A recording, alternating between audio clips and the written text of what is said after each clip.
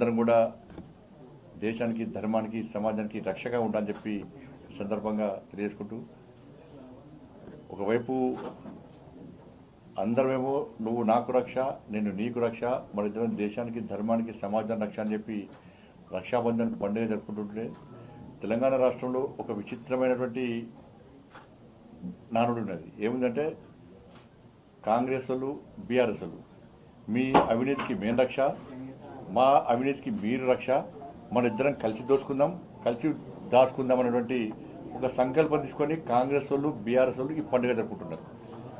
ఇంతకంటే దుర్మార్గం ఇంకోటి కాదు. ఇంతవరకు బీఆర్ఎస్ పార్టీ చేసిన అవినీతి మీద ఆరోపణలు చేస్తున్నారు, సిట్లు వేస్తున్నారు, విచారణ పేరుతో కాలయాపన చేస్తున్నారు తప్ప ఇంతవరకు కేసీఆర్ కుటుంబంలో ఒక వ్యక్తిని కానీ, రాజకీయ నాయకుడిని కానీ అరెస్ట్ చేసిన దాఖలాలు లేవు, చర్యలు తీసుకున్న దాఖలాలు లేవు. చర్చల పేరుతో, విచారణ పేరుతో కాంగ్రెస్ పార్టీ కాలయాపన చేస్తున్నది. కాంగ్రెస్ పార్టీ పాల్పడుతున్న అవినీతికి కానీ, కాంగ్రెస్ పార్టీ యొక్క ప్రజా వ్యతిరేక విధానాలు కానీ బీఆర్ఎస్ పార్టీ ప్రశ్నించే ప్రయత్నం చేస్తలేదు. 6 గ్యారెంటీల విషయంలో అసెంబ్లీ పెడితే ఓల్గో తిట్టుకుంటున్నారు. కేవలం మీరుండాలి, మేముండాలి, వార్తల్లో కానీ బయట కానీ ఒక ప్లాన్ ప్రకారం ఇది జరుగుతూ ఉంది. కాబట్టి వీళ్ళ అవినీతికి వాళ్ళు రక్ష ఉంటున్నారు, వాళ్ళ అవినీతికి వీళ్ళు రక్ష ఉంటున్నారు. ఇదే కాంగ్రెస్ బీఆర్ఎస్ పండుగ పార్టీ యొక్క రక్షాబంధన్ పండుగ. కేటీఆర్ కామెంట్ చేశారు, మీ పైన పర్మిషన్ దావా కేసు చేస్తాను, మీరు చేసిన కామెంట్స్ వెంటనే ఉపసంహరించుకోవాలి, 40 గంటల టైం ఇచ్చారు. మీకు ఏం కామెంట్ చేసినా ఫోన్ ట్యాపింగ్ చేస్తుండ్రు అన్న. మరి మీ చెల్లెనే అన్నది ఆమె ఫోన్ ట్యాపింగ్ చేసిరని చెప్పని. మీ చెల్లెకి ఏమి ఉంటుంది? రాధాకిషన్ రావు అనే వ్యక్తి ఆయన వాంగ్మూలలో పెద్ద ఆయనే బ్రాకెట్లో కేసీఆర్ అనే వాంగ్మూలలో రాసి ఉంది. దాన్ని కోర్టులో సబ్మిట్ చేసిన అధికారులు, ప్రభుత్వం. మరి రాధాకిషన్ రావుకి ఇస్తావా నోటీస్? ఇస్తావా? ఎవరికి ఇస్తావు నోటీసు? నేనేమంటున్నా అంటే అసలు నోటీసులు ఇవ్వాలనుకుంటే ఈ కేసీఆర్ కొడుకు కానీ, కేసీఆర్ కానీ ఎప్పుడు జైల్లో ఉంటారు. అన్ని తిట్లు తెలంగాణలో, తిట్టని బూతు లేదు, మాట్లాడని భాష లేదు, చేయని ఆరోపణలు లేవు, నిరాధార ఆరోపణలు. అట్లా నోటీస్ తీసుకుని నువ్వు మీ అయ్యా ఇద్దరు శాశ్వతంగా జైల్లో ఉంటారు. అన్ని నోటీస్ గంతమంది అంత నోటీస్ ఇస్తాడు. ఎందుకు వారిపోయినావు? ఇప్పుడు నోటీస్ ఇస్తే నేను చట్టపరంగా ఏం చేయాలి నాకు కూడా తెలుసు. నేను ఒకటే సవాల్ చేస్తున్నా, నువ్వు నోటీసుల ద్వారా ఒక రాజకీయ నాయకుడిపై ఉండి ధైర్యంగా ఎదుర్కోలేక నువ్వు చేసిన తప్పిదాలను కప్పిపుచ్చుకోవడానికి లీగల్ నోటీస్ ఇస్తా అని చెప్పి బెదిరిస్తున్నావు. ఏదో ఒక నోటీస్ ఇచ్చి బెదిరించి అట్నే భయపడతానుకుంటే నీ మురుగత్వం. నేను నీ లెక్క అయ్య పేరు చెప్పి రాజకీయ కష్టం కాదు. నేను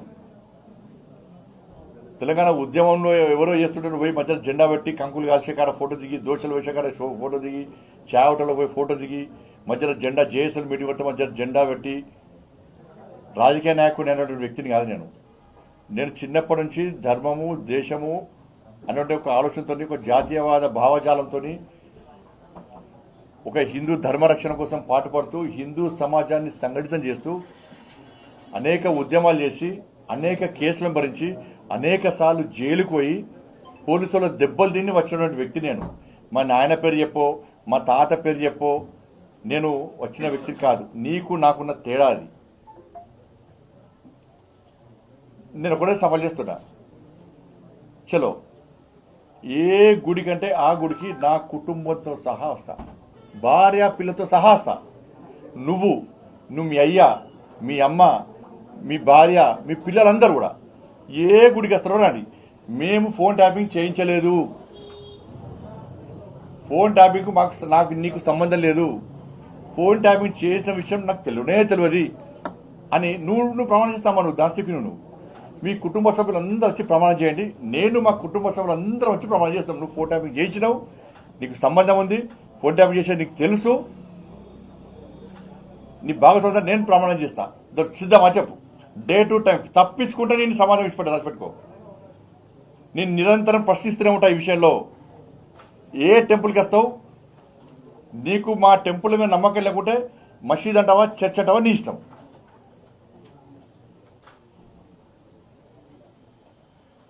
ఈ సవాల్కు నువ్వు సిద్ధమా? నేను రెడీ. మా భార్య పిల్లతో సహా కుటుంబ సభ్యులు అందరం వస్తాం, మేము ప్రమాణం చేస్తాం. తడి బట్టలతో కూడా ప్రమాణం చేయడానికి సిద్ధం. నువ్వు రెడీయా చెప్పు. నువ్వు మీ కుటుంబ సభ్యులు మీ నాయనతో కూడా మాట్లాడు. ఒక్కరోజు ఫామ్లోకి బయట రమ్మను. మా కుటుంబానికి సంబంధం లేదు, ఫోన్ ట్యాపింగ్ విషయం మాకు తెలియదు. అసలు నేను ఒకటే చెప్తున్నా, ఇది సిద్ధమా చెప్పు. బీఆర్ఎస్ పార్టీల మాజీ ఎమ్మెల్యేలు కానీ మాజీ మంత్రులు కానీ ఎవరికైనా కానీ కొంచెమన్నా మీకు రోషం ఉంటే అసలు ఆ పార్టీ ఇచ్చిపెట్టి బయట రావడం. మీరు మీ అందరి ఫోన్ ట్యాప్ చేసాడు. ఆ లిస్టు చూసి పోయి చెప్తే లిస్టు చూస్తే తెలుస్తుంది. బీఆర్ఎస్ పార్టీ ఎమ్మెల్యేల ఫోన్లన్నీ ట్యాప్ చేసాడు. అందరి మ్యాక్సిమం మంత్రులకు కూడా ఇట్లా సిగ్గుండే దాన్ని ఉండడానికి మీ మీద నమ్మకం లేదు.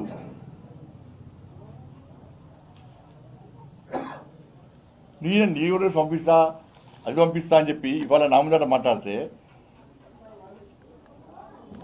కాబట్టి అంతా కూడా ఇదంతా understanding politics BRS Congress.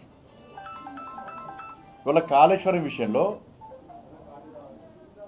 Assembly ఏర్పాటు చేస్తామంటే ఏం అవసరం అంటున్నా. గతంలో కేంద్ర ప్రభుత్వం విజిలెన్స్ రిపోర్ట్ ఇచ్చింది. మీ మంత్రులందరూ గాయి వేలాడికి పోయి తప్పు జరిగింది, కేసీఆర్ అవినీతి పాల్పడ్డాడు అని చెప్పారు. దానికి మళ్ళా కమిషన్ వేసారు. కమిషన్ నివేదిక ఇచ్చింది. మీ క్యాబినెట్ మీటింగ్ పెట్టుకున్నారు. దానిలో చర్చించినాక చర్యలు తీసుకోవాలి. మన అసెంబ్లీ ఏంది? మరి విద్యుత్ కొనుగోలు విషయంలో కమిషన్ రిపోర్ట్ ఇచ్చింది. మరి దాని విషయంలో ఎందుకు అసెంబ్లీ పెట్టలే మీరు? ఆ రిపోర్ట్ ఏమైంది, రిపోర్ట్ ఏమొచ్చిందో ప్రజలకు చెప్పిరా మీరేమన్నా? దాని మీద చర్చ ఎందుకు జరగలేదు? అయిపోయా, ఢిల్లీ వైపు అసలు ఉంటున్నాయి. అసలైన తొలి వెలుగు. ఫాలో వాట్సాప్ @తొలి వెలుగు official.